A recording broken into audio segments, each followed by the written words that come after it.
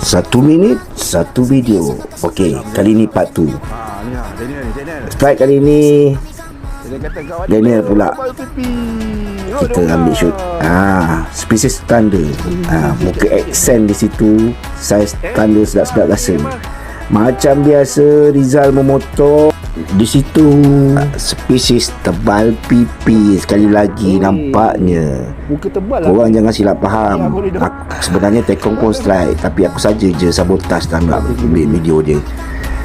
Okey, kali ni aku membuktikan lagi. Aku mendapat spesies thunder di situ. Ya. Kalau korang nak datang sini, korang kena tanya dengan Tekong lah.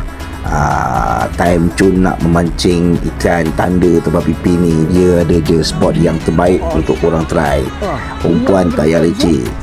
Bawa je udang hidup sikit, umpun-umpun. Ngam lah tu. Nanti pandai lah Tekong bagi